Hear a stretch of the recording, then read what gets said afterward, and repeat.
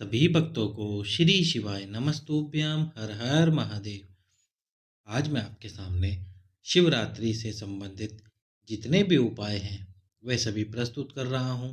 यह अंतिम मौका है जब आप इन उपायों को सुनकर, इन उपायों को कर कर आपके जीवन में उन्नति, वैभव, संपदा, तरक्की, जितने भी दुख हैं आपकी ज़िंदगी में, कष्ट है, तकलीफ है, संतान की प्राप्ति नहीं हो पा रही है, बच्चा गलत संगत पे जा रहा है, या कोई भी मनोकामना हो, कैसा भी दुख, तकलीफ, रोग ही क्यों ना हो, उन सब का उपाय बता देता हूँ ताकि आप महाशिवरात्रि के दिन इन उपायों को कर कर आपके जीवन से दुख तकलीफ को हटा सके, रोगों को मिटा सके, साथ ही साथ में अपने जीवन में उन्नति को प्राप्त कर सके। तो महाशिवरात्रि का सबसे पहला उपाय, तो सबसे पहला जो उपाय है वह उपाय है 3 दीप का उपाय। और ये जो उपाय आपको करना है, ये उपाय 12 महीने की 12 शिवरात्रियों पे करना है।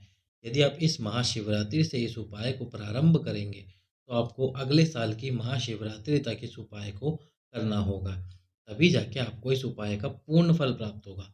वैसे तो आप, यदि आप इस उपाय को करना प्रारंभ करेंगे और 2 या 3 शिवरात्रि लगातार करेंगे तो आपको उसका लाभ प्राप्त होना प्रारंभ हो जाएगा। उसमें आप लाभ देखने लगेंगे जिस भी मनोकामना से आप उपाय करेंगे। यदि व्यापार नहीं चल रहा है, इस मनोकामना से करेंगे तो आपका व्यापार चलना प्रारंभ हो जाएगा और महाशिवरात्रि आने तक, अगली महाशिवरात्रि तक व्यापार इतना उन्नति करेगा कि आप उसको संभालना मुश्किल पड़ जाएगा। यदि कोई कष्ट के लिए कर रहे हैं तो धीरे धीरे वे कष्ट समाप्त होना प्रारंभ हो जाएगा। तो इसमें आपको क्या करना है, प्रदोष काल में, प्रदोष काल आपको बताया है पहले भी, प्रदोष काल आपको फिर से बता देते हैं। सूर्य अस्त का जो समय होता है, जब सूर्य अस्त होता है, जैसे मान लीजिए 6:15 पे सूर्य अस्त हो रहा है, तो इस सूर्य अस्त होने से 45 मिनट पहले, लगभग 5:30 बजे सूर्य प्रदोष काल प्रारंभ होता है। और जब सूर्य अस्त होता है उसके 45 मिनट बाद, यानी कि 7 बजे तक प्रदोष काल रहता है। यानी कि जो 1 से 1.5 घंटे का समय होता है, ये जो 1.5 घंटे का समय होता है सूर्य अस्त से 45 मिनट पहले और सूर्य अस्त के 45 मिनट बाद का जो समय है, यही जो समय होता है 1.5 घंटे का, ये होता है प्रदोष काल। इसी को प्रदोष काल कहा गया है। इस प्रदोष काल में किए गए अधिक से अधिक उपाय, जितने भी आप उपाय करते हैं वो आपको फल की प्राप्ति अधिक प्राप्त कराते हैं। तो इस प्रदोष काल में आपको क्या करना होगा, 3 दीप लेने हैं और ये तीनों दीप आपको लंबी बाती के लगाने हैं। सबसे पहला जो दीप आपको लगाना है वो लगाना है बेलपत्री के वृक्ष के नीचे। जैसे ये बेलपत्री का वृक्ष है, बेलपत्री के वृक्ष के नीचे एक घी का दीप आपको प्रज्वलित करना है, लंबी बाती का घी का दीप। और जब आप दीप को प्रज्वलित करें तो प्रज्वलित करते समय श्री शिवाय नमस्तुभ्यम का मंत्र का जाप करना है। साथ ही साथ में आपको जो आपकी मनोकामना है, दुख है, तकलीफ है या कोई रोग है, उसके लिए आप कर रहे हैं उपाय, तो उसका स्मरण करना है। सबसे पहला दीप बेलपत्री के वृक्ष के नीचे प्रज्वलित कर दीजिए। उसके बाद जो शिव मंदिर की चौखट होती है, जो भोले बाबा की चौखट होती है, उस चौखट पे आपको दूसरा दीप प्रज्वलित करना है, वो भी घी का दीप होगा।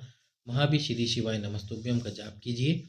उसके बाद में आपकी जो मनोकामना या दुख है उसको बोलिए। तीसरा जो दीप है वो आपको प्रज्वलित करना है आंवले के वृक्ष के नीचे। आंवले के वृक्ष के नीचे तीसरा दीप प्रज्वलित कर दीजिए। दीप प्रज्वलित करते समय आपको वही श्री शिवाय नमस्तुभ्यम का मंत्र और साथ के साथ में जो आपकी मनोकामना है या दुख है उसका स्मरण कीजिए। जब आप तीसरा दीप प्रज्वलित कर दें, वहाँ से उठकर घर आ जाइए। अगली शिवरात्रि यानी कि मासिक शिवरात्रि, हर महीने शिवरात्रि आती है। आप कैलेंडर में देखेंगे तो उसमें लिखा होगा मासिक शिवरात्रि।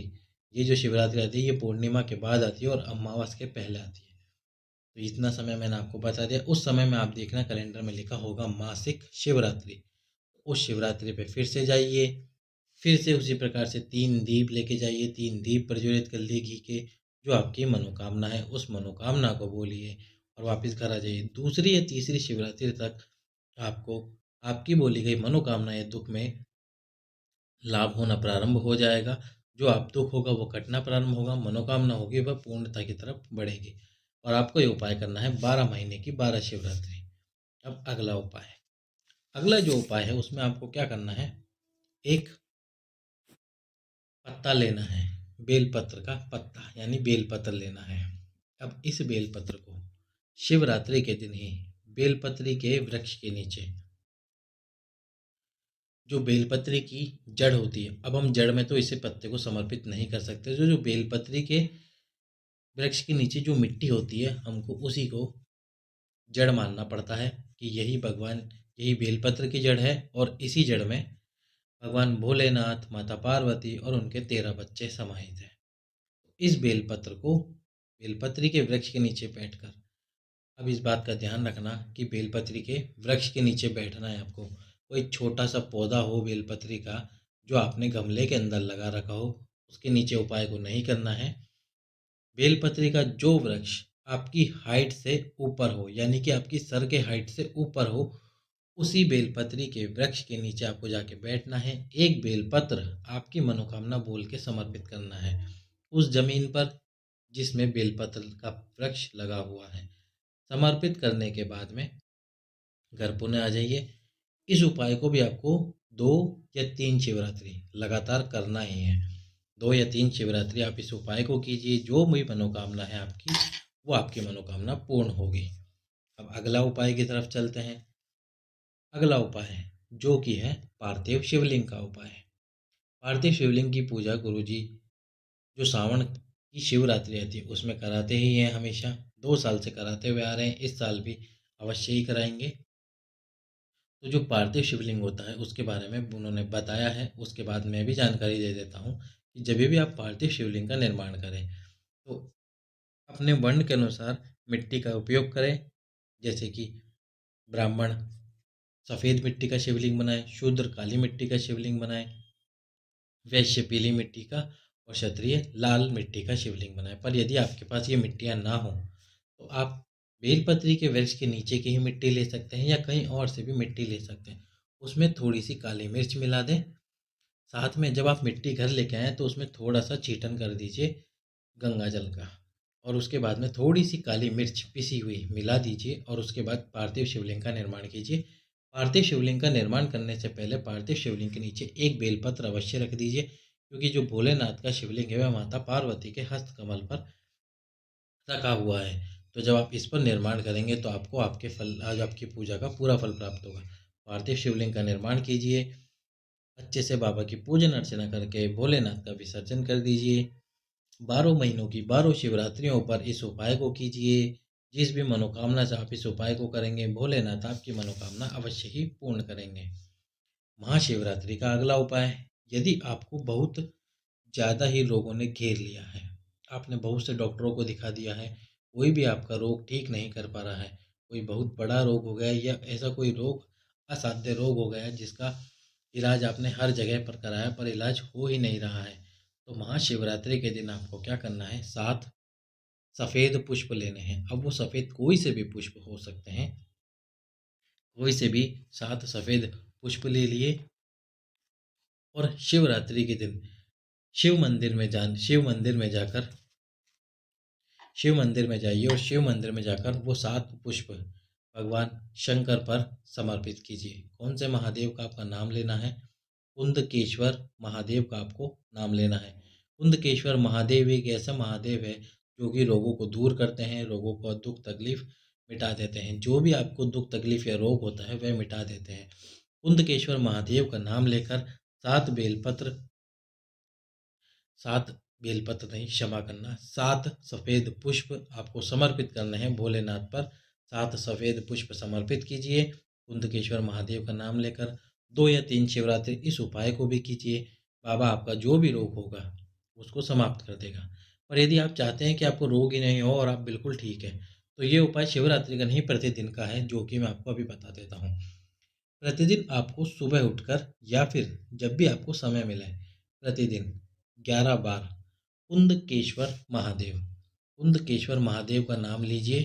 कुंदकेश्वर महादेव का 11 बार प्रतिदिन आप नाम लेते हैं तो नाम लेने से ही यदि आपको कोई रोग होगा वह समाप्ति की कगार पर आ जाएगा, या फिर आप सोच रहे हैं कि मुझे कोई रोग हो जाएगा, तो ऐसा भी नहीं होगा। वह रोग यदि होने वाला भी होगा तो भोलेनाथ उसे समाप्त कर देंगे। अब बाबा का कुंदकेश्वर नाम कैसा पड़ा?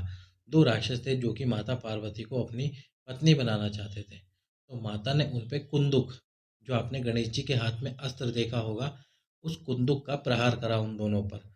वो दोनों की मृत्यु तो हो गई, पर वो कुंदुक भोलेनाथ के अंगूठे में जाके लगा, और अंगूठे में जाके लगने से भोलेनाथ का नाम पड़ा कुंदकेश्वर महादेव। वो बोले कुंदकेश्वर महादेव की जय। अब हम आपको बताते हैं अगला उपाय। अगला जो उपाय है वह उपाय है किसके लिए? जिनका नशा नहीं छूट रहा है, बीड़ी सिगरेट तंबाकू या कैसे भी उनको नशा लग चुका है और आपने बहुत प्रयास करा उस नशे को छुड़ाने के लिए, लेकिन वो नशा छूट ही नहीं रहा है। तो उसके लिए आपको क्या करना है?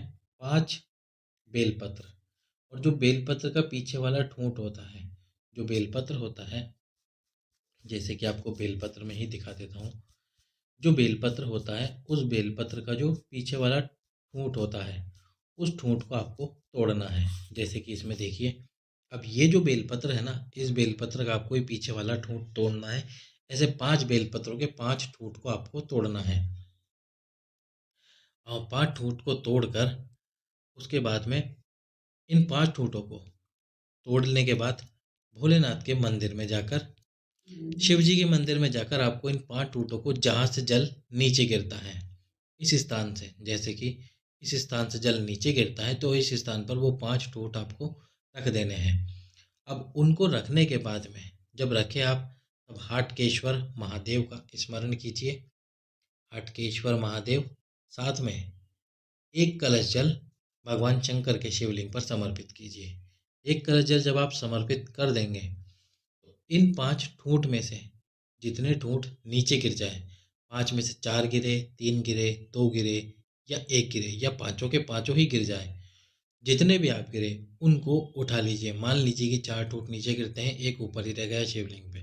अब इन चारों ठूंठों को उठाकर, जो व्यक्ति बहुत गुस्सा करता है, किसी नशे का आदी है, गुस्सा करता है, किसी नशे का आदी हो रखा है, बीड़ी सिगरेट या शराब का आदि का भी सेवन करता है, उसको या तो ऐसे ही खिला दीजिए या फिर उसके खाने में मिलाकर इन ठूठों को खिला दीजिए। उसके बाद में हाटकेश्वर महादेव उसको देख लेंगे। जो भी उसकी लत होगी, उस लत को बाबा हाटकेश्वर महादेव अपने आप ही छुड़ा देंगे। अब हम चलते हैं अगले उपाय की तरफ। अगला जो उपाय है वह उपाय है प्रशासनिक वादियों से निमटने के लिए। यदि मान लीजिए आपको कोई प्रशासनिक व्याधियाँ हो रही, आपकी जॉब में, आपकी सर्विस में, या फिर आपके काम काज में कोई प्रशासनिक व्याधियाँ हो रही है, तो थोड़े से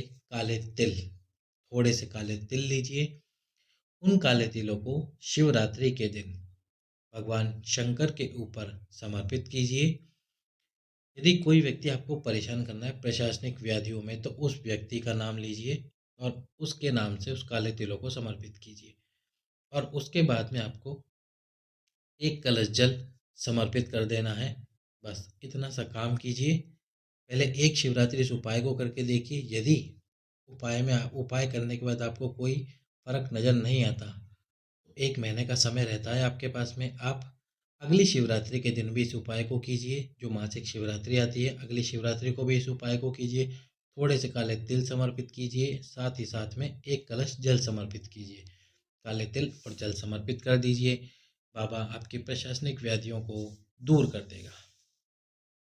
अब हम चलते हैं अगले उपाय की तरफ। शिवरात्रि के दिन जब भी आपको समय मिल जाए, अब वो समय सुबह मिले, दिन में मिले, या फिर रात के समय पे मिले, जब भी आपको समय मिले, और रात्रि से पहले ही, या तो सुबह समय मिलता है तो सुबह कर लीजिए, एक पार्थिव शिवलिंग का निर्माण कीजिए। पार्थिव शिवलिंग का निर्माण करने के बाद में उसके ऊपर थोड़े से काले तिल समर्पित कर दीजिए। थोड़े से काले तिल समर्पित कीजिए, और काले तिल समर्पित करने के बाद में पूजा अर्चना करने के बाद में उस पार्थिव शिवलिंग का विसर्जन कर दीजिए। जो भी आपकी दुख तकलीफ होगी, यह भी नौकरी से संबंधित ही उपाय है। जो भी आपकी दुख तकलीफ होगी, वह दुख तकलीफ भोलेनाथ ज़रूर से ज़रूर समाप्त कर देंगे। अब हम चलते हैं अगले उपाय की तरफ। यदि कोई बच्चा गलत संगति में जा रहा है और गलत संगति में जा रहा है, आपने उसको बहुत बोला पर वो फिर भी सही राह पर नहीं आ रहा, गलत संगति पर ही जा रहा है, आपने बहुत कोशिश की उसको समझाने की पर नहीं समझ रहा, तो या तो उस बच्चे का हाथ लगवा लीजिए या फिर उस बच्चे को ही बोलिए इस उपाय को करने के लिए। महाशिवरात्रि के दिन थोड़े से काले तिलों को पीस लीजिए, थोड़े से काले तिल पीस लीजिए और पीसने के बाद यदि वह बच्चा उपाय ना करे तो आप ही उस बच्चे का हाथ लगवा दीजिए उन काले तिलों पर। हाथ लगवाने के बाद उन काले तिल को पीस लीजिए और पीसने के बाद उन काले तिल का भगवान शंकर के ऊपर लेपन कर दीजिए। अच्छे से उन काले तिल का भगवान शंकर पे लेपन कर दीजिए और जो बच्चा गलत संगति में जा रहा है उस बच्चे का नाम स्मरण कीजिए और बाबा से प्रार्थना कीजिए कि बाबा उस बच्चे को, यानी कि जो बच्चा गलत संगति में जा रहा है वह सही संगति पे आए, अपने मार्ग से विचलित ना हो, सही मार्ग पर चले। और उसके बाद में एक कलश जल समर्पित कर दीजिए। महाशिवरात्रि के दिन ही बाबा उस बच्चे को गलत राह से सही राह पर वापस ले आएंगे।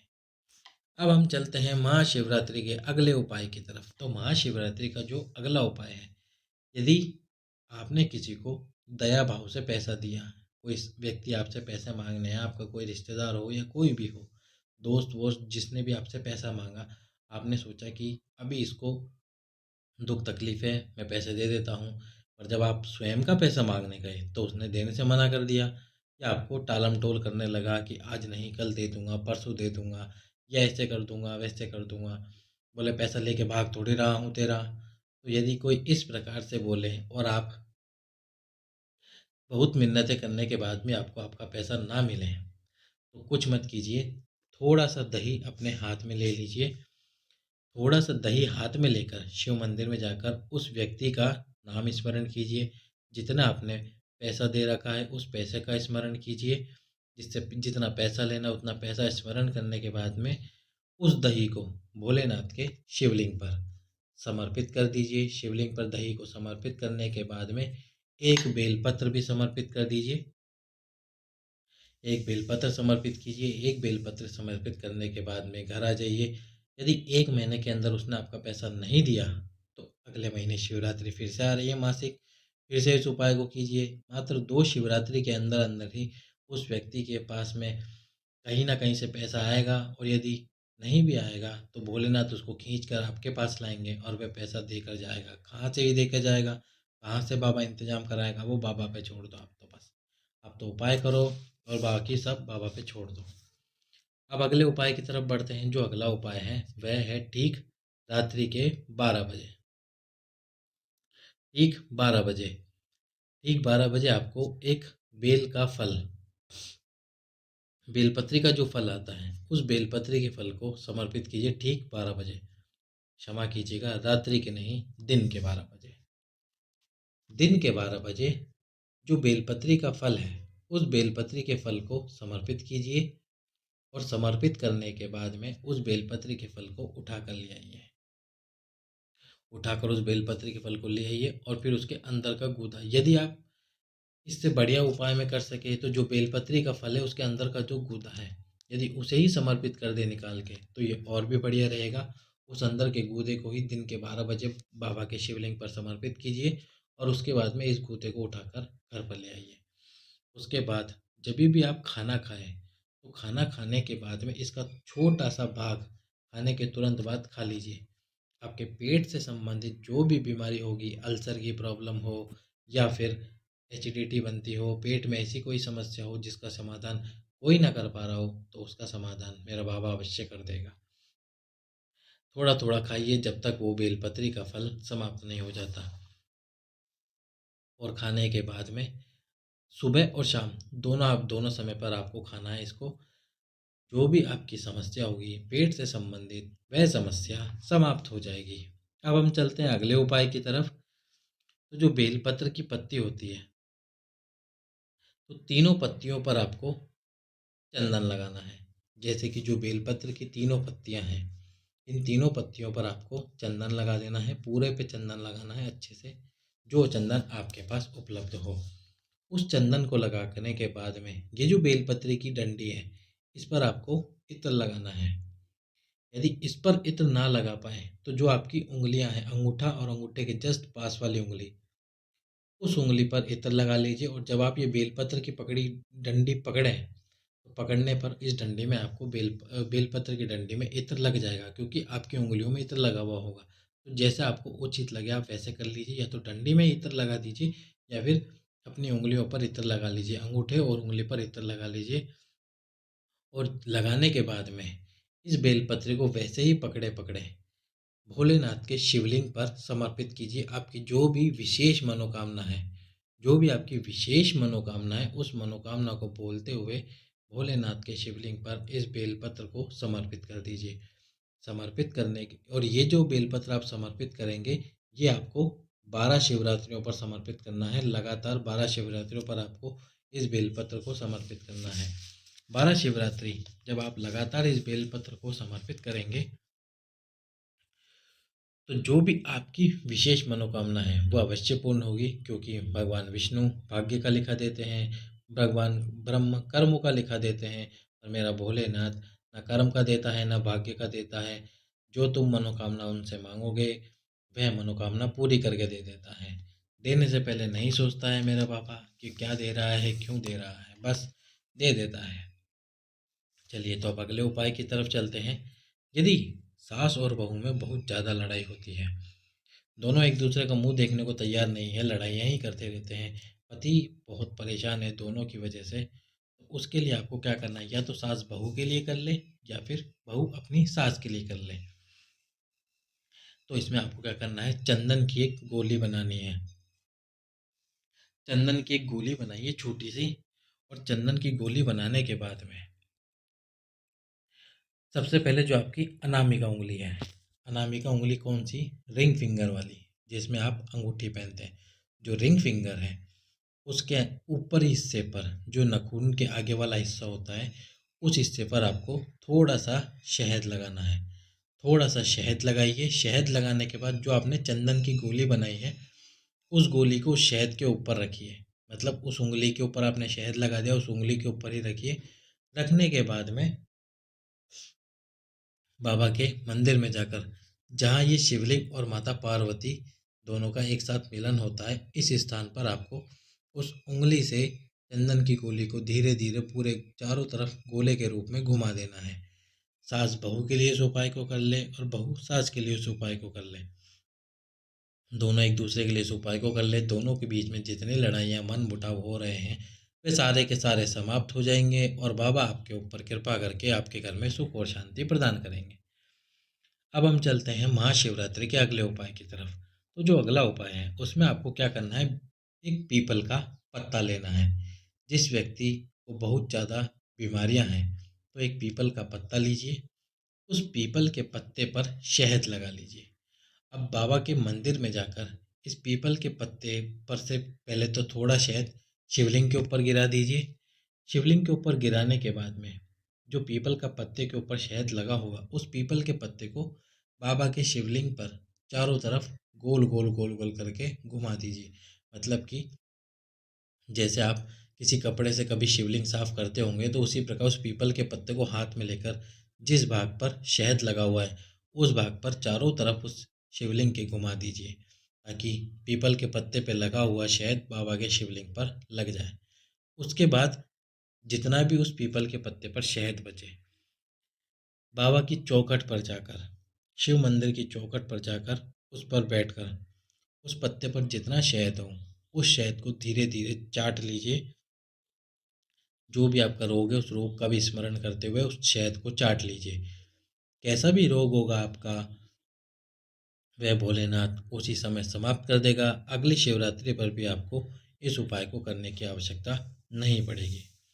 अब हम चलते हैं महाशिवरात्रि के अगले उपाय की तरफ। तो महाशिवरात्रि का जो, हाँ, तो इस उपाय में आपको क्या करना है, 5 पीपल के पत्ते लेने हैं। 5 पीपल के पत्ते भोलेनाथ को समर्पित कर दीजिए। समर्पित करने के बाद में उन 5 पीपल के पत्तों को उठा कर ले आइए। जिस व्यक्ति की किडनी में कोई समस्या है, डायलिसिस चल रहा है, या कैसा भी दुख हो उसको, पेट से संबंधित।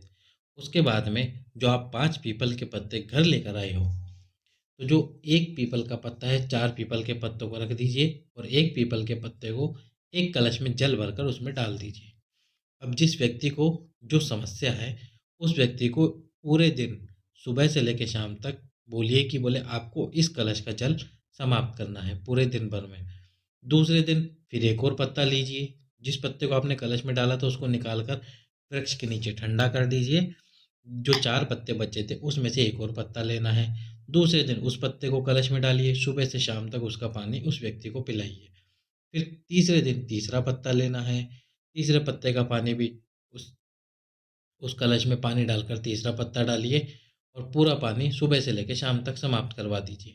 फिर चौथा पत्ता और इस प्रकार पांचवा पत्ता, पर जो पांचवा पत्ता लेंगे उस पांचवें पत्ते के पांचवें दिन पूरा पानी एक दिन में नहीं समाप्त करना, इस कलश का जल 2 दिन के अंदर समाप्त करना है, यानी कि 2 दिन में आपको इस कलश के जल को समाप्त करना है। जैसी भी समस्या होगी, किडनी लीवर से भी संबंधित कोई समस्या होगी, डायलिसिस चल रहा होगा, तो भोलेनाथ उस समस्या को समाप्त कर देंगे। चलिए तो अब चलते हैं अगले उपाय की तरफ। इस उपाय में आपको क्या करना है, एक धतूरा लेना है और उस एक धतूरे को अच्छे से हल्दी में भिगो लीजिए। अच्छे से हल्दी में डुबो लीजिए और डुबोने के बाद में एक साथ में एक सफ़ेद पुष्प भी लीजिए। 12 महीने की 12 शिवरात्रियों पर आपको इस उपाय को करना है। यदि आपका व्यापार नहीं चल रहा है, व्यवसाय नहीं चल रहा है या फिर दुकान नहीं चल रही, घर में लक्ष्मी नहीं आ रही, कर्ज बढ़ रहा है, कैसी भी समस्या है, तो उस हल्दी में भिगोए हुए धतूरे को और जो साथ में एक सफ़ेद पुष्प आपने ले रखा है, शिव मंदिर में लेके जाइए शिवरात्रि वाले दिन। और उसके बाद में सबसे पहले आपको धतूरा समर्पित करना है। धतूरा जो होता है भोलेनाथ का सबसे प्रिय फल होता है, तो सबसे पहले आपको धतूरा समर्पित कर देना है। धतूरा समर्पित कर दीजिए और उसके बाद जो आप सफ़ेद पुष्प लेके गए हैं, उस सफ़ेद पुष्प को भी समर्पित कर दीजिए। सफ़ेद पुष्प और उस धतूरे को समर्पित कर दीजिए। 12 महीने की 12 शिवरात्रियों पर आपको ये उपाय करना है। सबसे पहले तो यदि आप 2 और 3 शिवरात्रि पर इस उपाय को कर देंगे, तो बाबा आपकी जितनी भी समस्या होगी, उन समस्याओं का समाधान करना प्रारंभ कर देगा। अब हम चलते हैं अगले उपाय की तरफ। ये उपाय है ठीक दिन के 12 बजे। ठीक दिन के 12 बजे आपको क्या करना है, दुर्वा लेनी है। दुर्वा की 3 कली, यानी कि 3 दुर्वा लेनी है, ऐसा गुच्छ नहीं बनाना। एक दो जो सिंगल सिंगल दुर्वाएँ हैं, जैसे ये दुर्वा, ये दुर्वा, ये दुर्वा, तो 3 दुर्वाएँ आपको इसमें लेनी है। ठीक दिन के 12 बजे 3 दुर्वा। जिस व्यक्ति ने आपका पैसा ले लिया है और आपका पैसा दे ही नहीं रहा, आपने बहुत बोला उसको पर फिर भी वो पैसा नहीं दे रहा, राजी नहीं हो रहा पैसा देने के लिए, तो वो 3 दुर्वा भगवान शंकर के शिवलिंग पर समर्पित कीजिए उस व्यक्ति का नाम लेकर। और समर्पित करने के बाद में बस घर आ जाइए। और समर्पित करने के बाद घर आ जाइए। उसके बाद बाबा देख लेगा कि उससे पैसा कैसा निकलवाना है और आपके पास में कैसे पैसा कैसे पहुंचाना है। चलिए अब चलते हैं अगले उपाय की तरफ। अगला जो उपाय है वो है भोलेनाथ का उपाय और काल भैरव का उपाय। भोलेनाथ और काल भैरव इन दोनों का ही ये उपाय है। इस उपाय में आपको क्या करना है, थोड़ी सी काली उड़द लेनी है। काली उड़द जो दाल आती है काली उड़द की, एक हरी कलर की उड़द आती है और एक काली उड़द आती है। काली उड़द सभी जानते होंगे, तो काली उड़द लेनी है। साथ में आपको एक आटे का दीप लेना है। एक आटे का दीप लीजिए और इस आटे के दीप में 4 बत्ती यानी कि चौमुखी दीप आपको जलाना है। एक बत्ती को दोनों तरफ से जलाकर इस दीप को खराब मत करना, क्योंकि 4 बत्ती का मतलब होता है 4 अलग अलग बत्ती लगानी है। कुछ माताएं बहनें एक ही बत्ती को इधर से भी जला देती हैं और इधर से भी जला देती है, और फिर एक बत्ती इधर से और एक ही बत्ती इधर से, एक ही बत्ती को दोनों तरफ से जला देती है और हो जाता है ये चौमुखी दीप। ये चौमुखी दीप नहीं होता है। आपको जो दीप लेना है उसमें 4 अलग अलग बातियां लगानी हैं। 4 अलग अलग बातियां लगाइए और सरसों का तेल डाल दीजिए। 4 अलग अलग बातियां लगाने के बाद अब जो आप काली उड़द लेके गए हो, आपको जो तकलीफ है, ये एक ऐसा उपाय है जो किसी विशेष तकलीफ या दुख के लिए नहीं, सारी समस्याओं का समाधान करने के लिए किया जाता है। काली उड़द जो आप लेके गए हो, तो या तो किसी पात्र में काली उड़द रख दीजिए और उसके ऊपर ये दीपक रखना है आपको। ठीक दिन के 12 बजे, 12 बजे से पहले आपको शिव मंदिर में जाना है। लगभग 11:30 बजे, दिन के 12 बजे से पहले 11:30 बजे मंदिर में जाना है। इस दीपक को उस काली उड़द पे रखिए। यदि किसी पात्र में काली उड़द रख रहे हैं तो उसके ऊपर रख दीजिए, या बिना पात्र के ही आप उड़द रख रहे हैं तो उन उड़द को रखकर उसके ऊपर इस दीप को रखिए। इस दीप को रखने के बाद में जो समस्या आपकी सबसे पहले मन में आएगी, दीप को प्रज्वलित करते समय सरसों का तेल भी इसमें डालना है। ये बात याद रखना, घी का दीप नहीं जलाना है, सरसों का तेल डालना है। और सरसों का तेल डालने के बाद में इस दीप को प्रज्वलित कीजिए, जलाइए। जब आप इस दीप को जला दें, दीप को जलाने के बाद में यहाँ से उठाकर काल भैरव का जो मंदिर है, उस काल भैरव के मंदिर में जाकर ठीक दिन के 12 बजे इस दीप को रखकर आ जाइए। एक शिवरात्रि इस उपाय को करना है आपको। जो भी तकलीफ, दुख, परेशानी या कोई रोग या आपका कर्जा बढ़ रहा होगा, जो भी जैसी समस्या होगी, इस उपाय को करने मात्र से ही वो सारी समस्याएं समाप्त हो जाएगी। क्योंकि ये जो उपाय है काल भैरव और भोलेनाथ का उपाय है, काल भैरव और भोलेनाथ का उपाय है। ये उपाय बहुत ही कारगर होता है। अब हम बढ़ते हैं अगले उपाय की तरफ। अगला जो उपाय है वह भी काल भैरव का ही उपाय है। शिवरात्रि के दिन में आप कभी भी चले जाइए, काल भैरव के मंदिर में जाकर एक तेल का दीप जलाइए। एक तेल का दीप जलाइए, लंबी बाती का। लंबी बाती का एक तेल का दीप जलाने के बाद में उसके ऊपर एक प्लेट ढक दीजिए। एक प्लेट ढकने के बाद में जब उस प्लेट के अंदर कालोच आ जाए तो उस कालोच में गाय का घी मिलाकर गाय का घी मिलाकर भगवान काल भैरव के नयनों में उस कालोच को काजल की तरह लगा दीजिए। नयनों में उस कालोच को काजल की तरह लगा दीजिए। लगाने के बाद में इसी कालोच को निकाल लीजिए, थोड़ी थोड़ी कटोरी में निकाल लीजिए। और निकालने के बाद में जिस व्यक्ति की आंखें कमज़ोर हो, चश्मा लगा हुआ हो या आंखों में कोई प्रॉब्लम समस्या हो, उस व्यक्ति को लगातार इस काजल को लगवाइए। मात्र 2 से 3 दिन ही लगेगा और उसकी आंखों की जो भी समस्या होगी, जो भी तकलीफ होगी, वह समाप्त होने प्रारंभ हो जाएगी। अब हम चलते हैं महाशिवरात्रि के अगले उपाय की तरफ। महाशिवरात्रि का जो अगला उपाय है वह उपाय है 7 काले तिल और 1 काली मिर्ची का। इसमें आपको 7 काले तिल के दाने लेने हैं। काले तिल, काली तिल्ली बोलते हैं जिन्हें, काले तिल लेने हैं। काले तिल लेने के बाद में अपने हाथ में रखिए 7 काले तिल और उसके साथ में रखिए 1 काली मिर्च। 7 काले तिल और 1 काली मिर्च, और इन सबको अपने हाथ में रखकर जो अभी आपकी मनोकामना है उस मनोकामना को बोलकर भगवान शंकर के शिवलिंग पर इन दोनों वस्तुओं, काले तिल और काली मिर्ची, दोनों को समर्पित कर दीजिए। उसके बाद में अगली शिवरात्रि आने तक बाबा आपकी जिस मनोकामना से आपने ये काले तिल और काले मिर्च चढ़ाई है वह भोलेनाथ स्वीकार करके सारी समस्या और मनोकामनाओं को पूर्ण कर देगा। अब हम चलते हैं महाशिवरात्रि के अगले उपाय की तरफ। तो इस अगले उपाय में आपको क्या करना है, गेहूं की बाली लेनी है। गेहूं की बाली, जो अभी होली के समय पर गेहूं आता है तो उसमें जो गेहूं की बाली होती है वो 7 बाली लेनी है। घर में यदि आपको ऐसा लग रहा है लड़ाई ज़्यादा होती है, घर में कुछ है, दुख तकलीफ है, या कुछ ना कुछ ऐसा ज़रूर है, या किसी ने टोना टोटका कर दिया है हमारे घर पे कि घर में शांति ही नहीं रहती, तो उसके लिए आप 7 गेहूं की बाली लीजिए। 7 गेहूं की बाली लेकर उस बालियों को अपने पूरे घर में घुमाकर, अपने पूरे घर में उन बालियों को घुमाकर भोलेनाथ के शिवलिंग पर समर्पित कर दीजिए। उसके बाद में कभी भी आपके घर में क्लेश नहीं होगा, कभी भी आपके घर में अशांति नहीं होगी, कभी भी आपके घर में दुख तकलीफ नहीं होगा। चलिए तो अब अगले उपाय की तरफ चलते हैं। अगला जो उपाय है वो है ठीक रात्रि के 12 बजे का उपाय। ठीक रात्रि के 12 बजे एक धतूरा भगवान शंकर के शिवलिंग पर आपको समर्पित करना है। एक धतूरा भगवान शंकर के शिवलिंग पर आपको समर्पित करना है। ये जो 2 धतूरे मैंने एक दूसरे के ऊपर टिकाए थे। तो आपको एक ही धतूरा समर्पित करना है ठीक रात्रि के 12 बजे।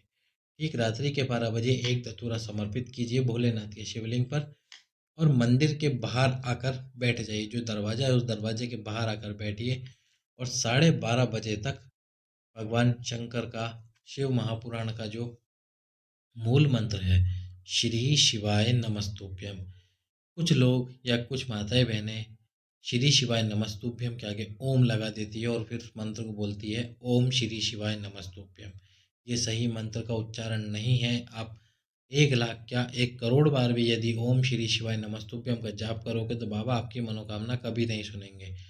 श्री शिवाय नमस्तुभ्यम केवल श्री शिवाय नमस्तुभ्यम ही है, उसके आगे ओम नाम का उच्चारण नहीं है।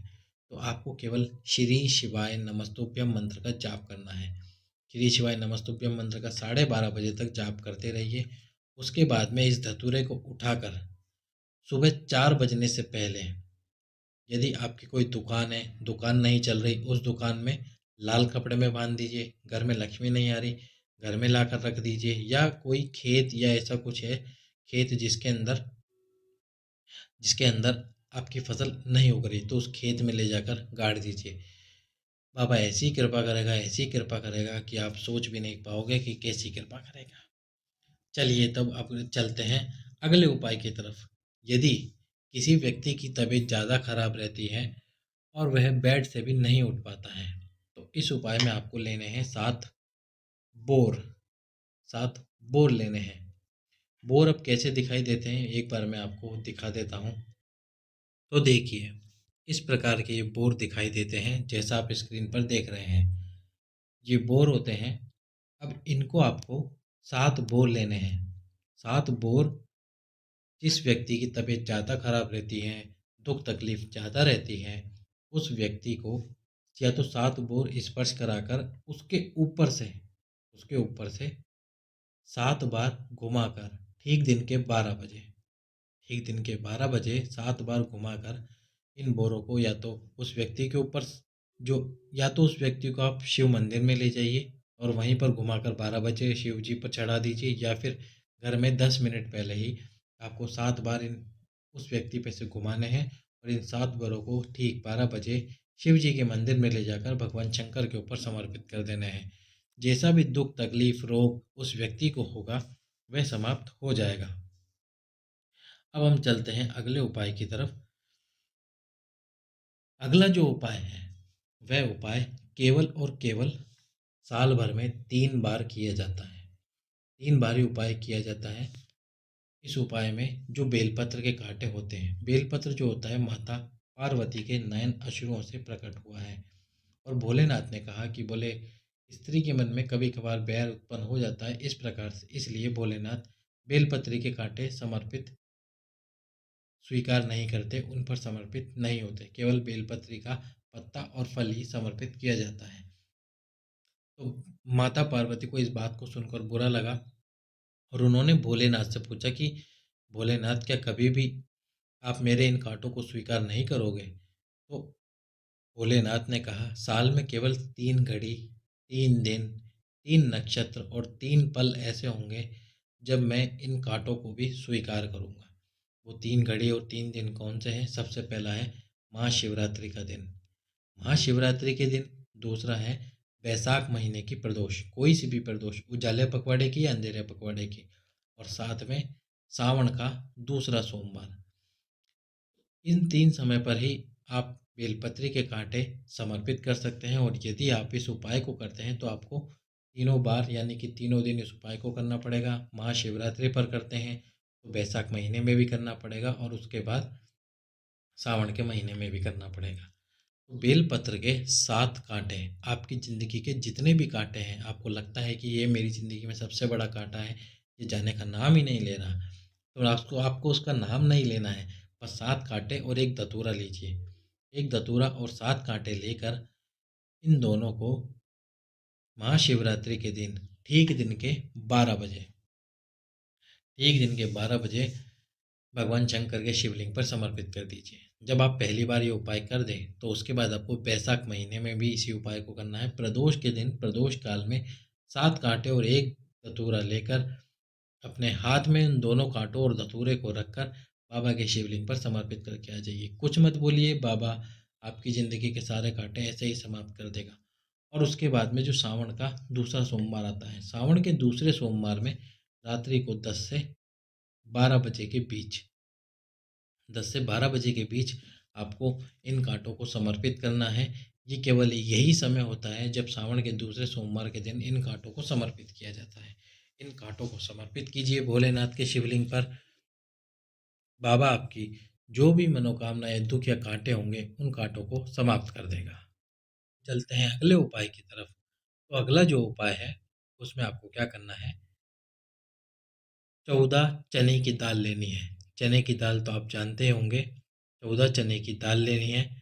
और उन चने की दाल को जिस व्यक्ति की तबीयत ज़्यादा खराब रहती है, उसके ऊपर से 7 बार घुमाकर, या तो आप उस व्यक्ति को शिव मंदिर में ले जाइए, शिव मंदिर में ले जाने के बाद उसके ऊपर से घुमा लीजिए, या फिर घर में ही उसके ऊपर से घुमाकर 7 बार 14 चने की दाल भगवान शंकर के शिवलिंग पर समर्पित कीजिए। उस व्यक्ति का जैसा भी रोग होगा, दुख होगा, तकलीफ होगा, वह समाप्त होगी। अगले उपाय में आपको क्या करना है, बेलपत्र लेने हैं। और ये बेलपत्र यहाँ से तोड़कर इस प्रकार से 11 बेलपत्र आपको लेने हैं। 11 बेलपत्र लेने के बाद इन 11 बेलपत्रों को, बेलपत्र के जो ये डंडी है, इस डंडी वाले भाग पर 11 बेलपत्र इकट्ठे करके इस पर मूली का धागा बांध लेना है, आपकी मनोकामना को बोलते हुए।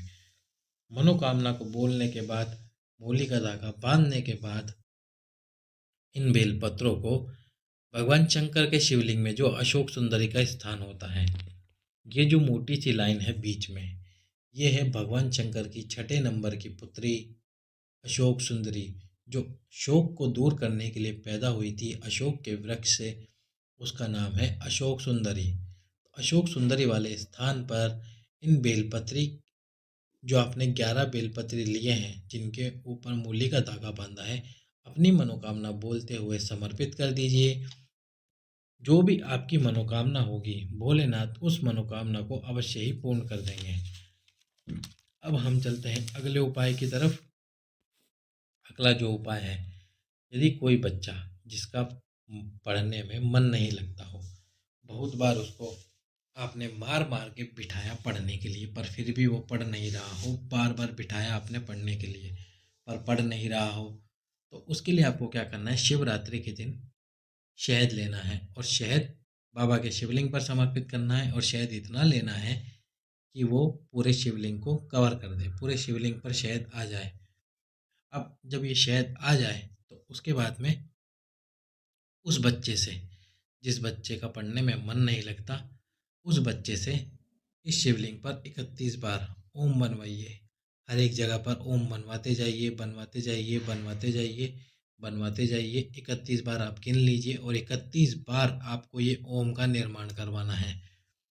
31 बार आप ओम बनवा देते हैं यदि उस बच्चे से, तो उसको फिर आपको पढ़ने के लिए बिठाने की ज़रूरत नहीं पड़ेगी, वह स्वयं पढ़ने बैठेगा और आप बहुत प्रसन्न हो जाएंगे।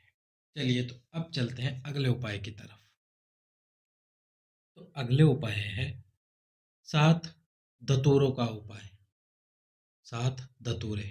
अब ये जो 7 धतूरे हैं, इसमें से सबसे पहले आपको एक धतूरा लेना है। उस एक धतूरे को, जो एक धतूरा है, उस एक धतूरे पर आपको मूली का धागा लपेट देना है। मूली का धागा लपेट दीजिए। जो एक धतूरा है उस पर मूली का धागा लपेटिए अच्छे से मूली का धागा लपेटने के बाद में इस धागे को, इस मूली वाले धतूरे को भगवान शंकर के शिवलिंग पर समर्पित कीजिए। 7 धतूरे में से पहला धतूरा हो गया भगवान शंकर के शिवलिंग पर, जिस पर आपने मूली का धागा लपेटा है। दूसरा ये होता है भगवान शंकर के शिवलिंग में गणेश जी का स्थान। तीसरा ये होता है कार्तिकेय जी का स्थान। तो जो पहला धतूरा आपने भगवान शंकर के शिवलिंग पर समर्पित करा, दूसरा धतूरा ये जो गणेश जी का स्थान है भगवान शंकर के शिवलिंग में, इस पर समर्पित कीजिए। तीसरा धतूरा ये जो भगवान कार्तिकेय जी का स्थान है, इस पर समर्पित कीजिए। चौथा धतूरा ये जो अशोक सुंदरी का स्थान है, माता अशोक सुंदरी का स्थान है, इस पर समर्पित कीजिए। पांचवा धतूरा ये जो माता पार्वती का हस्तकमल है, इस हस्तकमल पर समर्पित कीजिए। छठवां धतूरा जो बाबा के शिवलिंग के ऊपर एक जलाधारी होती है, जो महादेव की 5 बेटियों का स्थान है। महादेव की 5 बेटियां जया, विशरा, शामली वाली, दो तली और देव, ये महादेव की 5 बेटियां हैं। और छठे नंबर की बेटी है अशोक सुंदरी। तो इन 5 बेटियों का जन्म कैसे हुआ था? महादेव जब जल में स्नान करने गए, माता पार्वती ने उनके सारे वस्त्र ले लिए थे, तो उनके शरीर से पसीने की बूंद निकली। 5 धाराओं में और 5 सर्प कन्याओं का जन्म हुआ, जो कि महादेव की 5 बेटियां हैं। छठे नंबर पे जो आपको धतूरा समर्पित करना है वो है अशोक सुंदरी का स्थान। और सातवां जो अंतिम है, ये जहाँ से जल नीचे गिरता है, इस स्थान पर समर्पित करना है। ये स्थान है महादेव के गणों का स्थान। ये महादेव के गणों का स्थान है। 7वें नंबर पे ये धतूरा यहाँ पर समर्पित करना है आपको। और ये जो जल बहकर जाता है, जितनी दूरी तक ये जल बहकर जाता है, उतनी दूरी तक 33 कोटि देवी देवताओं का स्थान है। यहाँ पर 33 कोटि देवी देवताएं बैठे रहते हैं इस जल के लिए। तो जब ये 7 धतूरे समर्पित कर दें, उसके बाद में जिस धतूरे पर आपने मूली का धागा लपेट रखा है, उस धतूरे को उठा लीजिए। उठाने के बाद में यदि जिस व्यक्ति की तबीयत ज़्यादा खराब रहती है, वह व्यक्ति स्वयं ही इस धतूरे को लेकर चला जाए, या फिर उस व्यक्ति का स्पर्श करा दीजिए। उस व्यक्ति का केवल हाथ से स्पर्श करा दीजिए। और उसके बाद में वो मूली वाला धतूरा हाटकेश्वर महादेव या फिर चंपेश्वर महादेव, हाटकेश्वर महादेव या चंपेश्वर महादेव का नाम लेकर बेलपत्री के पेड़ के नीचे रख दीजिए। उस व्यक्ति की जितनी भी तबीयत या जो भी समस्या होगी, जो किसी से सॉल्व नहीं हो पा रही होगी, बाबा उन समस्याओं का समाधान कर देंगे। चलिए तो अब चलते हैं महाशिवरात्रि के अगले उपाय की तरफ। जो व्यक्ति आपका पैसा खाकर बैठ गया है, एक उपाय पहले भी बता दिया है, एक बार फिर से एक और ये नया उपाय बताते हैं। जो व्यक्ति पहला आपका पैसा खाकर बैठ गया है, यारी दोस्ती में आपने पैसा दे दिया, पर अब वो देने में नाटक कर रहा है कि आज नहीं कल दूंगा, फोन नहीं उठाता है, तो बेलपत्री के वृक्ष के नीचे एक पार्थिव शिवलिंग का निर्माण कीजिए। पार्थिव शिवलिंग का निर्माण करके उसके ऊपर एक दुर्वा समर्पित कीजिए, हरी घास। उस दुर्वा को समर्पित करने के बाद में 7 दिनों तक उस दुर्वा को अपनी जेब में रखिए और उस व्यक्ति से बस मिलने चल जाइए। उस व्यक्ति से मिलने जाएंगे, बाबा आपकी सारी क्षमा कीजिए, मनोकामना नहीं, उस व्यक्ति ने जितना भी पैसा ले रखा होगा आपसे, वह पैसा आपको सूद समेत वापस कर देगा। अब हम चलते हैं अगले उपाय की तरफ। अगला उपाय है, शुगर की बीमारी जिन भी इंसान को है, तो सरीजने का एक पेड़ आता है, जिसे सुरजना की फली या फिर सरीजने की फली बोलते हैं। सुरजना या फिर सरीजना, आप एक बार गूगल सर्च करेंगे तो आपको दिख जाएगी वे फली कैसे आती है, पर उस फली का कोई काम नहीं है। ये जो मैं आपको पत्ती दिखा रहा हूँ, ये उसी पेड़ की पत्तियां हैं, सुरजना की पत्तियां या सरजने की फली। तो इन पत्तियों में आपको 31 झूमर लेने हैं। अब आपको झूमर कैसे दिखेंगे? जैसे कि ये पत्तियां हैं, तो ये जो आपको पूरी एक पत्ती का गुच्छ दिख रहा है, ये एक झूमर कहलाता है। ये दूसरा झूमर, ये तीसरा झूमर। तो इस प्रकार से एक एक पत्तियां नहीं तोड़नी, आपको झूमर लेने हैं। अब इन पत्तियों के आपको 31 झूमर लेने हैं। 31 झूमर यानी कि 31 पत्तियों वाले इस प्रकार का एक झूमर, तो 31 झूमर लेने हैं। अब उन 31 झूमर को रात्रि के 12 बजे, ठीक रात्रि के 12 बजे शिवरात्रि वाले दिन बाबा के शिवलिंग पर समर्पित कीजिए। शिवलिंग पर समर्पित करने के बाद में थोड़ी देर रखे रहने के बाद उन 31 झूमर को लेकर आइए। घर लेकर आना, 1 लीटर पानी को उबालना, बॉईल करना, और उसमें उन 31 झूमर को डाल देना। जब पानी आधा लीटर ले जाए, तो उस पानी को ठंडा कर लेना। ठंडा करके छान के फिर से शिव मंदिर जाना, एक पात्र इस बार साथ में लेके जाना, और जब वो आप जल चढ़ाए ठंडा करके 31 झूमर वाला, नीचे पात्र लगा देना, ताकि सारा पानी उस पात्र के अंदर गिर जाए। और उसके बाद जिस व्यक्ति को शुगर की समस्या है, शुगर की बीमारी है, उस व्यक्ति को सुबह पे खाली पेट 15 दिन इस पानी को पिला देना। शुगर की जैसी भी समस्या होगी, जैसी भी तकलीफ होगी, वह भोलेनाथ समाप्त कर देंगे और 15 दिन में उसकी शुगर की बीमारी भी समाप्त हो जाएगी। अब हम चलते हैं, तो जो अगला उपाय है, उस अगले उपाय में आपको क्या करना है। रात्रि को 2 बजे, रात्रि को 2 बजे 8 मुखी रुद्राक्ष सबसे पहले भोलेनाथ को समर्पित कीजिए। 8 मुखी रुद्राक्ष समर्पित करने के बाद में 8 मुखी रुद्राक्ष आपने समर्पित किया और उस रुद्राक्ष को अपनी बावा में यानी कि हाथ में बांध लीजिए। जो माताएं बहनें हैं उस रुद्राक्ष को उल्टे हाथ में बांधे और जो पुरुष लोग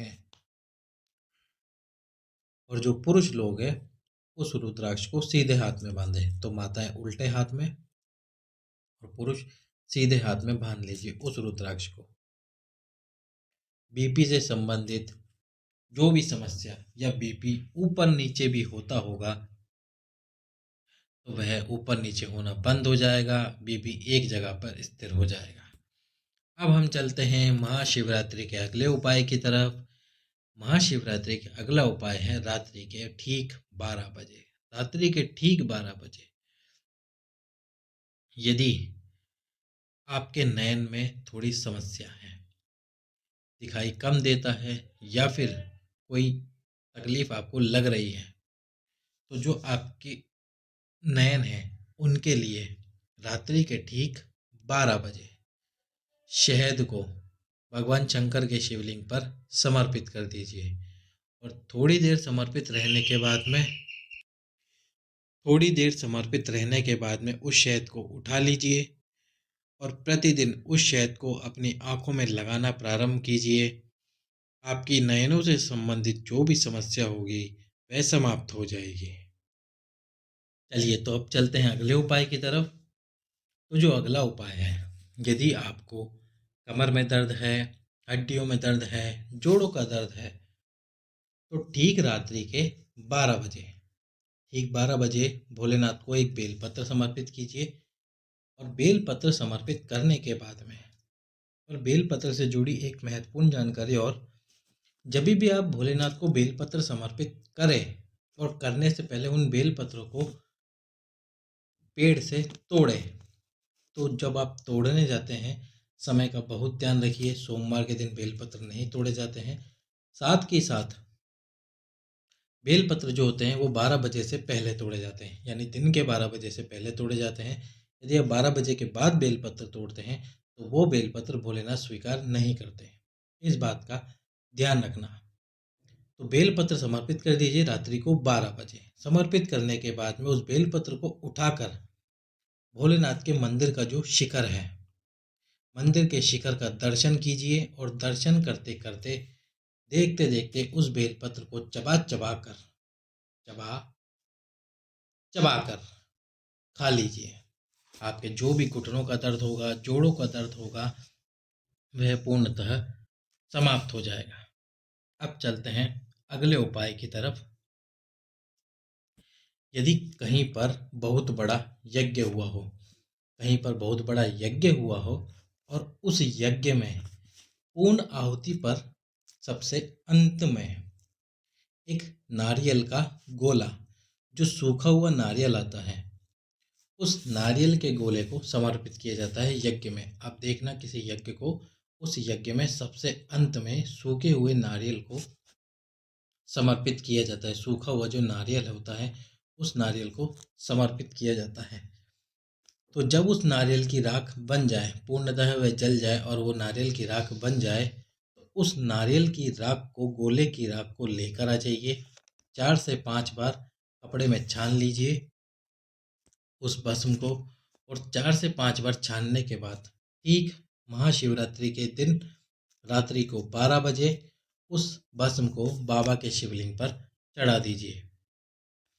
12, यदि आप थोड़े लेट हो जाएं तो 12 से 1 के बीच में भी चढ़ा सकते। 1 घंटे का ये समय होता है जब आप भोलेनाथ को भस्म समर्पित कर सकते हैं। और समर्पित करने के बाद में उस भस्म को उठाकर ले आइए, किसी डिब्बे में रख लीजिए। फिर आप जब भी किसी भी कार्य के लिए जाएंगे तो उस कार्य को जाने से पहले उस भस्म में गाय के घी का गाय के घी को मिलाकर उसकी एक बिंदी अपने मस्तक पर लगा के जाइए। जिस भी कार्य के लिए जाएंगे वो कार्य होकर ही रहेगा, उस कार्य को कोई नहीं टाल सकता। अब चलते हैं महाशिवरात्रि के अगले उपाय की तरफ। यदि आपके आसपास कोई ऐसा मंदिर हो, ऐसा शिवालय हो जिसमें कोई नहीं जाता हो, वर्षों से वह मंदिर बंद पड़ा हो, कोई नहीं जाता हो, तो उस मंदिर में जाइए, शिवालय में जाइए। शिवरात्रि के दिन उस मंदिर में साफ सफाई कर कर, पूजा अर्चना कर कर, अच्छे से सफाई कर कर, शिवरात्रि के दिन प्रदोष काल में बाबा का श्रृंगार करके आइए। सफ़ेद पुष्पों से, मालाओं से भोलेनाथ का श्रृंगार कीजिए। किसी भी मनोकामना कुछ मत बोलिए, बस आप बाबा का श्रृंगार कर दीजिए। अगली शिवरात्रि पर यानी कि मासिक शिवरात्रि पर जाइए और बाबा का फिर से शिव श्रृंगार कर दीजिए। मेरा भोलेनाथ आपकी झोली इतनी भर देगा, इतनी भर देगा कि संभाले नहीं संभाल पाओगे, कहोगे बाबा ये तूने क्या किया, कैसा चमत्कार कर दिया। ऐसे बाबा का श्रृंगार करके आइए। श्रृंगार पूरे मन पूरी श्रद्धा के साथ करके आना। अब हम चलते हैं महाशिवरात्रि के अगले उपाय की तरफ। तो महाशिवरात्रि का जो अगला उपाय है, आपको थोड़े से मूंग लेने हैं। थोड़े से मूंग लीजिए अपने हाथ में, मुट्ठी भर मूंग लेकर उस हाथ को बंद ही रखिए और उस हाथ को बंद रखकर जो आपके हाथ में मूंग है उन मूंग को बाबा के शिवलिंग पर स्पर्श कराइए। बाबा के शिवलिंग पर स्पर्श कराइए और स्पर्श कराने के बाद थोड़ी सी मूंग उसी स्थान पर यानी कि यहीं शिवलिंग पर गेर दीजिए, यहीं शिवलिंग पर गिरा दीजिए। और उसके बाद में थोड़ी सी मूंग आपने यहाँ गिरा दी शिवलिंग को स्पर्श कराकर। जो नंदी जी बैठे होते हैं उन नंदी जी को स्पर्श कराइए आपकी वो मूंग, और स्पर्श कराने के बाद थोड़ी सी मूंग यहाँ भी घेर दीजिए। और उसके बाद में जो मनोकामना है उस मनोकामना को बोलकर वो सारी मूंग, हरी जो मूंग आती है, सारी मूंग को बेलपत्री के वृक्ष के नीचे डाल दीजिए। बाबा आपकी मनोकामना शीघ्र से शीघ्र पूर्ण कर देगा, अवश्य ही पूर्ण कर देगा। अब हम चलते हैं महाशिवरात्रि के अगले उपाय की तरफ, जो कि है ओम बिंदु का जल। ओम बिंदु का जल, ओम बिंदु का उपाय। तो इस उपाय में क्या करना है आपको? ओम बिंदु के इस उपाय में आपको भगवान शंकर पर ओम बिंदु का जल चढ़ाना है। अब ये ओम बिंदु का जल कैसे होता है? जो महाकालेश्वर है, जो महाकाल बाबा हैं, उज्जैन वाले महाकाल, उन पर प्रतिदिन ओम बिंदु का जल चढ़ता है। तो ये ओम बिंदु का जल कैसे चढ़ता है? सबसे पहले जो आपको जल चढ़ाना है वो गणेश जी के स्थान पर चढ़ाना है। उसके बाद में वही जल कार्तिकेय बाबा के स्थान पर चढ़ाना है। फिर वही जल माता अशोक सुंदरी के स्थान पर चढ़ाना है। जल की धार टूटनी नहीं चाहिए और फिर माता पार्वती के हस्त कमल से होता हुआ वो जल यहाँ सम्मुख में आना चाहिए। और उसके बाद में जल की धार बिना टूटे वो जल बाबा के शिवलिंग के ऊपर समर्पित होना चाहिए।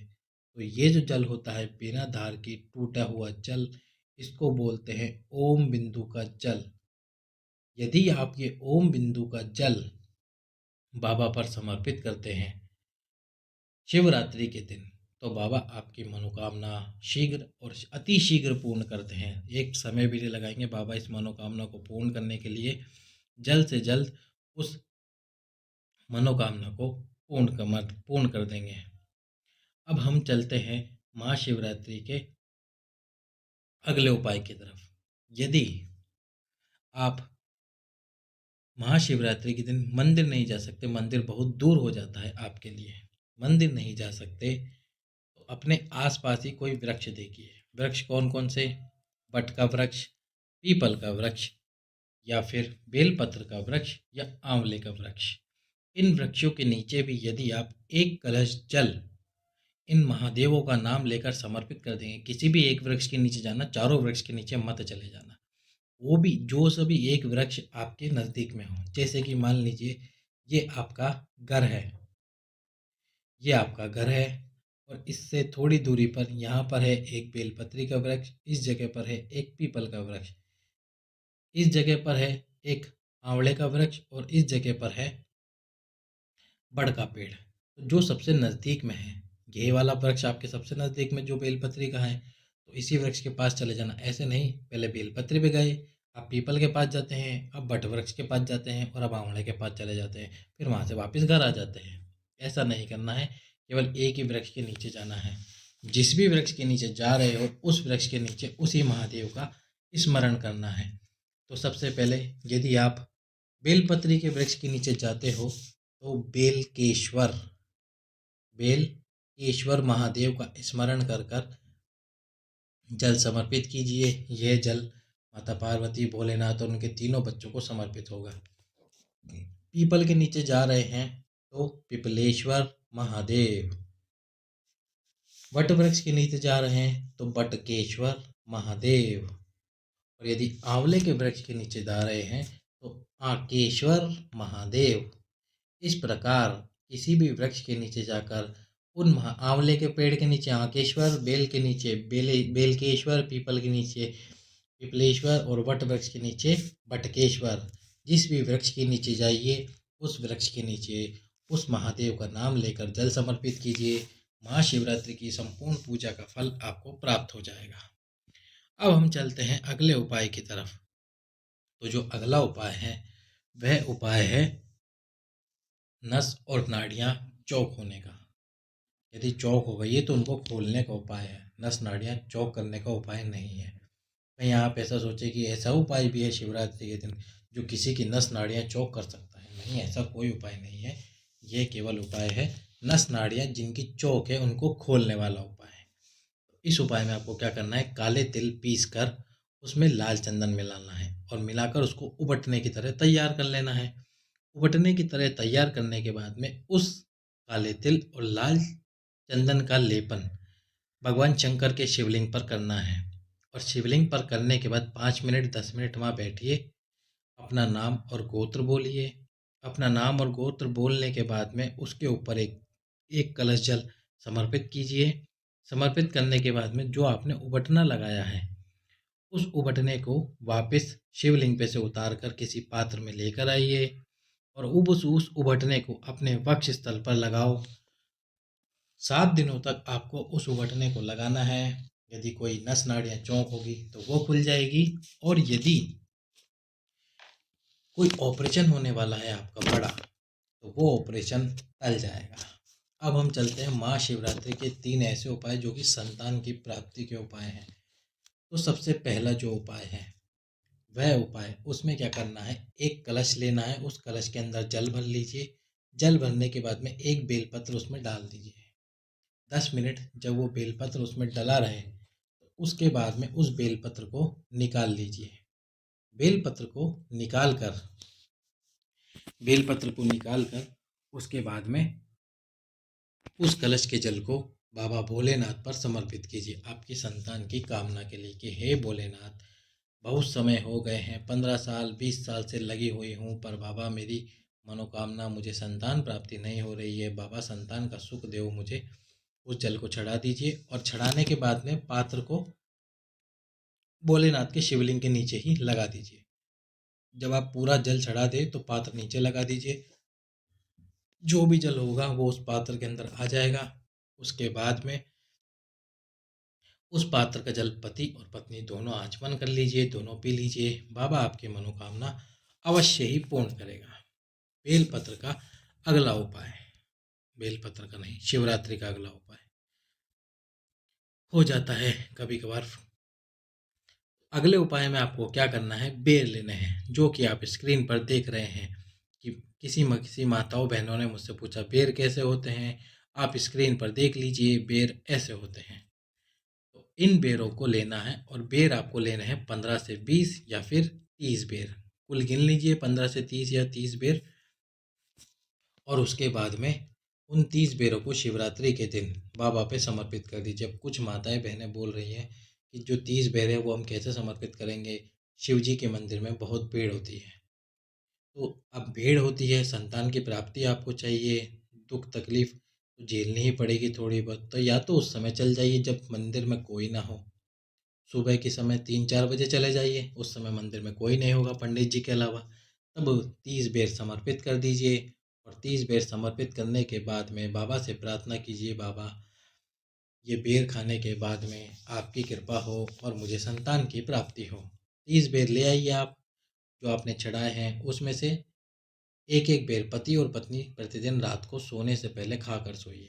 अब यदि कुछ महिलाएं और माताएं बोल रही हैं कि उनके पति बेर ना खाएं, तो आप पहले दिन शिवरात्रि वाले दिन तो उनको बेर खिला दीजिए। अगले दिन वो बेर नहीं खाएं तो भी कोई बात नहीं, पर शिवरात्रि वाले दिन तो उनको बेर खिला ही दीजिए। उसके बाद वो ना खाएं तो कोई दिक्कत नहीं, बाकी बचे हुए बेर आप खा लीजिए 28 दिनों तक। बाबा आपको संतान का सुख अवश्य ही प्राप्त कराएगा। अब हम चलते हैं पिपलेश्वर या पिपलाद वाले उपाय के ऊपर, जो कि है महाशिवरात्रि के दिन संतान प्राप्ति का सबसे सुंदर उपाय है। तो इसमें आपको क्या करना है? पिपलाद की कहानी मैंने आपको पहले भी बताई थी कि जो ऋषि दधीचि थे जिन्होंने अपनी हड्डियां दान करके वज्रस्त्र का निर्माण कराया था, उन ऋषि की जो पत्नी थी वह भी अपने पति के साथ में मृत्यु को प्राप्त करना चाहती थी, पर उनकी कोख में संतान थी जो मात्र 6 महीने की थी। उसको 9 महीने पूरे नहीं हुए थे और वह राजी नहीं हो रही थी। तो भोले बाबा ने उनके कोख से संतान को निकालकर पीपल के एक वृक्ष के कोटर में उस संतान को रख दिया, ताकि यह पूर्ण 9 महीने की संतान हो जाए। और फिर उसके बाद में ऋषि ने अपनी हड्डियां दान करी और उसके बाद उनकी पत्नी की भी उसी समय मृत्यु हुई। फिर भोले बाबा 9 महीने जब पूर्ण हो गए तो गए उस पीपल के वृक्ष के पास और उससे उस बच्चे को बाहर निकाला और उस बच्चे का नाम पड़ा पिपलाद। और ये जो पिपलाद है, इन पिपलाद ने भोलेनाथ की इतनी तपस्या की और भोलेनाथ से वर मांगा कि कोई भी बच्चा हो जो कि 5 साल से छोटा हो, उस बच्चे को कभी भी शनि की कुदृष्टि नहीं लगनी चाहिए। ये पिपलाद का मांगा हुआ वर था भोलेनाथ से और भोलेनाथ ने वर दिया, इसलिए 5 साल से छोटे बच्चे को शनि की कुदृष्टि नहीं लगती है। तो अब पिपलाद और महादेव का नाम पड़ा पिपलेश्वर महादेव। तो अब आपको क्या करना है? जैसे कि ये पीपल का वृक्ष है, अब इस पीपल के वृक्ष के नीचे बहुत सारे कंकड़ पड़े होंगे।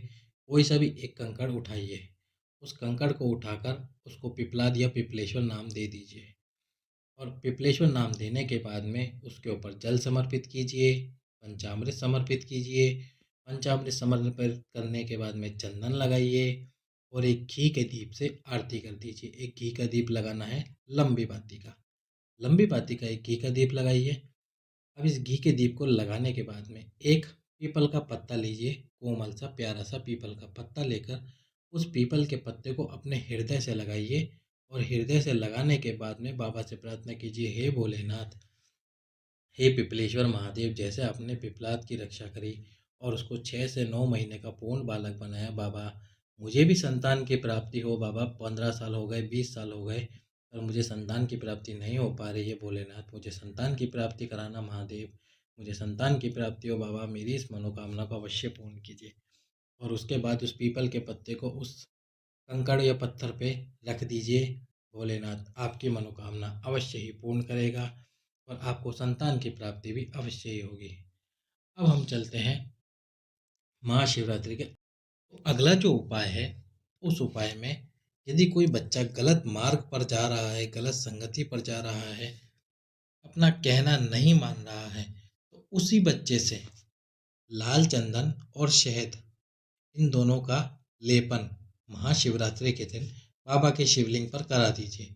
और यदि मान लीजिए वो बच्चा ये भी नहीं करने को राजी है, ये भी नहीं, इस कार्य के लिए भी नहीं मान रहा है, तो उस लाल चंदन और शहद में केवल उस बच्चे का हाथ लगवा दीजिए। हाथ लगवाने के बाद में आप खुद ही जाकर उस लाल चंदन और शहद का लेपन कर दीजिए बाबा के शिवलिंग पर। उसके बाद में भोलेनाथ को कैसे लाना है उसको सही रास्ते पर, वो भोलेनाथ स्वयं देख लेंगे। अब चलते हैं महाशिवरात्रि के अगले उपाय की तरफ। तो महाशिवरात्रि का जो अगला उपाय है, यदि जीवन में बहुत ज़्यादा तकलीफ है, कष्ट है, या फिर कोई ऐसा आपकी फसल है, खेत है जो कि सही से फसल को नहीं दे रहा है, आपने सारे उपाय कर लिए हैं, तो ठीक महाशिवरात्रि के दिन के ठीक 12 बजे 5 बेर लेने हैं आपको, 5 बेर और 5 बेलपत्र, 5 बेल और 5 बेलपत्र लेने हैं। इन बेर पर लाल चंदन लगाना है और इन बेलपत्र पर पीला चंदन। बेर पर लाल चंदन, बेलपत्र पर पीला चंदन। बेर पर लाल चंदन, बेलपत्र पर पीला चंदन। बेर पर लाल चंदन, बेलपत्र पर पीला चंदन। 3 बार इसलिए बोल रहा हूँ ताकि आपके मन में ये बात ठहर जाए। तो बेलपत्र पर पीला चंदन। अब ठीक 12 बजे ये 5 बेर और बेलपत्र भगवान शंकर को समर्पित कीजिए। समर्पित करने के बाद में 5 बार शिव महापुराण का मूल मंत्र श्री शिवाय नमस्तुभ्यम, श्री शिवाय नमस्तुभ्यम, श्री शिवाय नमस्तुभ्यम, श्री शिवाय नमस्तुभ्यम, श्री शिवाय नमस्तुभ्यम, ये 5 बार आपको मंत्र बोलना है। और उसके बाद ये जो बेर और आपने बेलपत्र चढ़ाए हैं इनको उठा लीजिए और जो फसल, जो प्लॉट बिक नहीं रहा है या फिर जो फसल बिक नहीं रही है या फिर आपको ऐसा लग रहा है कि हमारे घर में कुछ है, तो उस घर का सेंटर नाप लीजिए। जैसे कि ये आपका घर है, अब इस घर का आपको सेंटर नापना है। ये सेंटर हो गया और ये यहाँ पे सेंटर हो गया। इस सेंटर में एक गड्ढा खोद कर जो बेर और बेलपत्र थे, यदि कोई खेत हो तो उस खेत में 1 फीट का गड्ढा खोदिए, और यदि घर है, कोई फ्लैट है, तो उसमें आपको 1 फीट का गड्ढा खोदना है।